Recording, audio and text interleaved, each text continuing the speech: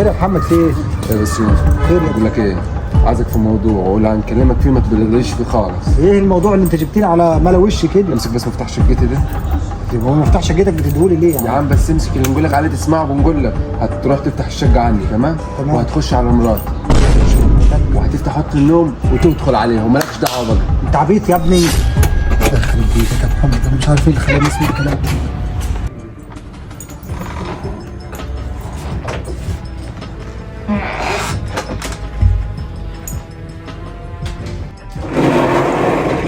بيتك يا محمد، يا ريت لو سمحت كلام.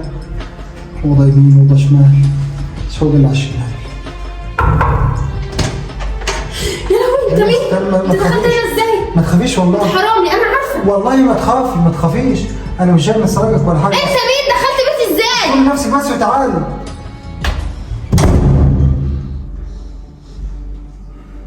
خلصي يا مدام لو سمحتي، مفيش وقت. بصي يا مدام، مش انت عندك صاحبه جارك اكيد يعني؟ اه. روح نادي صاحبتك اللي جارك تعالى. انت دخلت هنا ازاي؟ فهمني. يا ست هو انا لو هنسرق هنخبط على اوضه النوم؟ طب انت عايز ايه؟ وازاي دخلت البيت وانا لوحدي؟ نادي صاحبتك وانا هفهمك، بس خلصي. ما عليك من صاحبتي، انت دخلت هنا ازاي؟ يا ست راجلك اللي بعتني وعايزني ندخل عليك اوضه النوم ويصورني، بس خلصي قبل ما نيجي. محمد ايوه ده ممكن يجي ويصورني وهو دي الفرصه اللي عايزها. خلاص بس ونادي صاحبتك وتعالي روحي.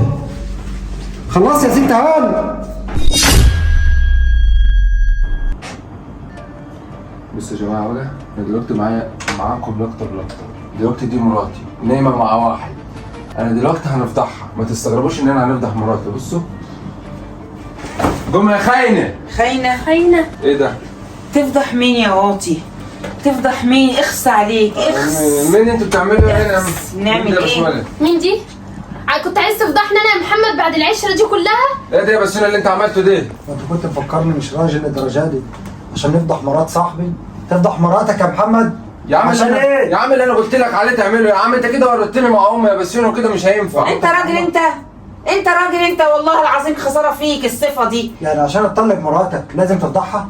ما يا بسيونة ما كانش عندي حل غير كده، وانا ما كانش في سبب بنت الصراحه. ناس يا محمد، وما تفكرش انت لما تقول لي كده اننا ممكن نعمل حاجه زي ديت او نعمل حركه دينيه زي دي. انت صاحبي ولازم ننصحك، لازم تخاف على مراتك وبيتك، لازم تخاف على عرضك حتى لو عايز تطلقها، ما تطلقهاش يا اخي بالطريقه دي. بس امي ما كانتش حباها بسيونة وقالت لي طلقها، وما كانش في سبب ان انا نطلقها، وما كانش في غير كده حل نعمله غير كده. تقوم تفضحني؟ يبقى تعاشرها بالمعروف يا تهجرها بالمعروف. خساره في العيشه معايا يا بنتي، ده مش راجل. على ده العموم مش اصلا انت يا محمد ما تستاهلهاش، عليك. انك انت لو تستاهلي هتخاف على عرضك وتعرف ان دي احسن من اللي امك ما اختارها لك، لان على الاقل دي بتخاف عليك وبتخاف على زعلك وبتخاف على غيبتك وبتحافظ عليك. يا عالم ديك هتعمل فيك ايه، بس طالما ظلمتيه اعرف انك انت هتتظلم في دنيتك. وانا اللي عليا عملت خلاص يا بسمة، وانت ومراتك حرين. هو ايه اللي حقك عليا دي؟ عليك انت ازاي اصلا تفكر ان انا اعيش معاك تاني؟ انت مالكش امان يا محمد. معلش والله لا مفيش معلش ايه يا بابا، غصب عنك ايه؟ وهي طلبت منك فستان ما جبتهوش، انت جايب لها راجل في البيت يا محمد. ما ده امر امي وانت عارفه ايه امك دي؟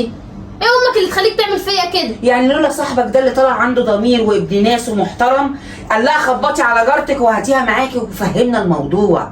انت ايه ما فاكش عقل؟ انت هانت عليكي العيشه اللي عشرتها للبيت ده انتوا عايشين قدامي بقالكم اكتر من 10 سنين ما شفتش منكم حاجه وحشه. تسمع كلام امك، مش كل حاجه امك تقولها تسمعها.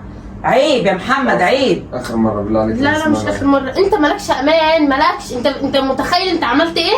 انا رايحه عند بيت ابويا وراتي تجيلي. يلا يا امير. يلا حبيبتي.